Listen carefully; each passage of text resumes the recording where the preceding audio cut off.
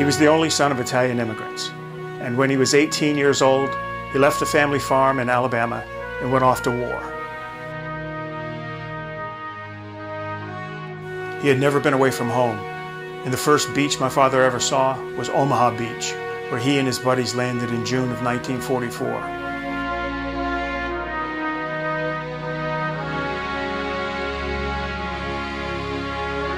When I was a boy, he used to tell me stories about the war. He would show me medals and swords and memorabilia that he had collected as he and his battalion had fought their way across Europe.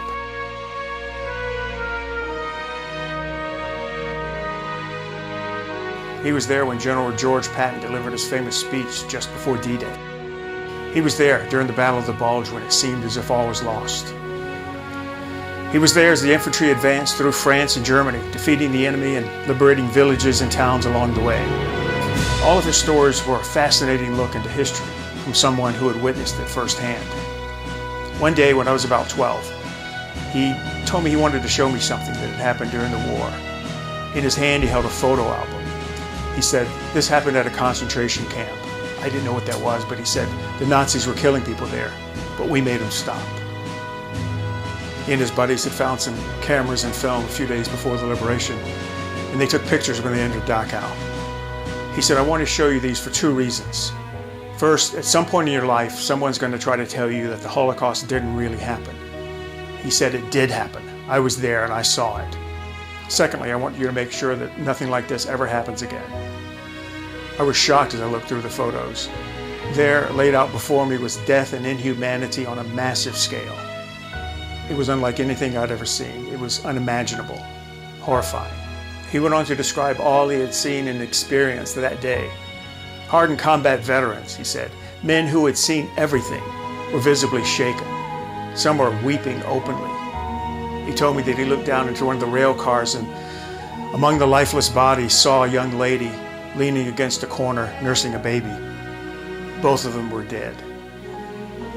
He said that he knew that no matter how long he lived, he would never see anything more tragic than that. He prayed that God would forgive him for not getting there sooner so that he could have saved that lady and her baby.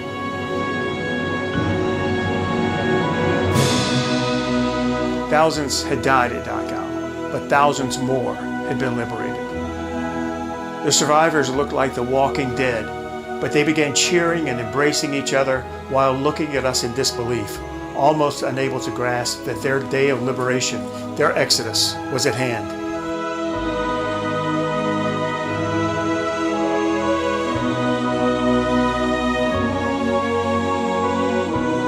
Just then, as if on some celestial cue, the sun broke through the clouds, sending shafts of light and color over the entire camp. Darkness had been defeated by light, and the prisoners, squinting into that brilliance, reached out to us and wept tears of joy.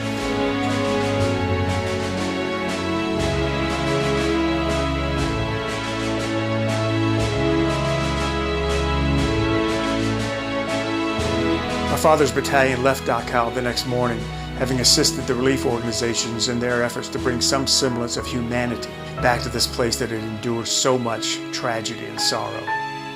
Now, after a year of combat, each of us finally and forever understood why destiny had called us to travel so far from the land of our birth and to fight for people we did not know.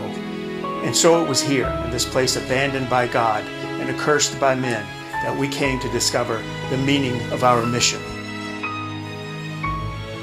The Holocaust ended the minute the American soldiers entered the gates of Dachau. The war ended a few days later. My father had told me that he had been afraid to leave home before the war began, but now, at the war's end, he was even more afraid to return home. He felt that he wasn't the same person who had left 3 years earlier. Perhaps he had seen too much. Perhaps he had felt too much heartache. Perhaps he'd never be able to explain what really happened. Perhaps he'd never be the same.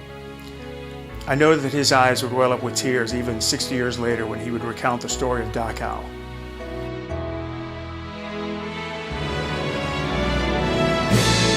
These men are the heroes. They were the liberators. They traveled far from the homes and families they loved. They endured hardships that most of us will never understand. fought, and some of them laid down their lives to ensure that America remained free. They stood tall, and they prevailed. And in their own profoundly selfless way, they not only served their country, they saved the world.